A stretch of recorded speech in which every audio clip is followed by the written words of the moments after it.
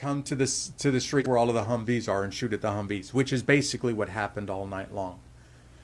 The Malaysian armor personnel carriers, I can't compliment these guys enough for their courage. They basically kept a driver and a gunner in those vehicles and then handed the rest of it over to us and said, we'll go wherever you ask us to go. We'll do whatever you ask us to do tonight. We're here to help out.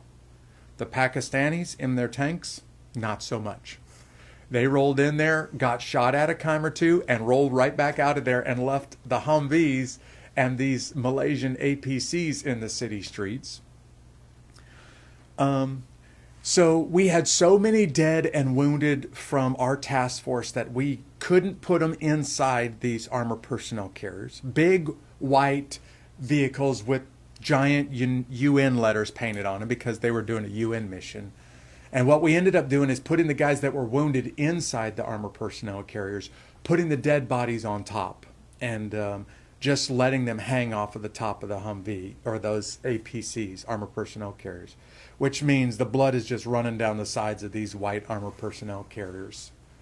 And we really stayed there basically until everybody that was killed at the crash site, all of the bodies of the pilots and the crew from those helicopters could be recovered.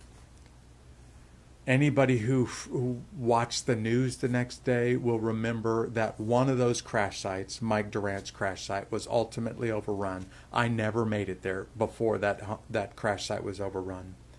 The 6 people that were on board were basically dragged through the city streets. Mike Durant is still alive. Everybody else was killed when they were overrun. Mike Durant was taken captive, and the rest of those bodies were being pulled through the city streets on the BBC and CNN for the whole world to watch the next morning. And this is what we drove back to when we finally made it back to the base. Like, there's still guys missing, and we don't know who's dead, we don't know who's alive, but we're watching it on CNN and BBC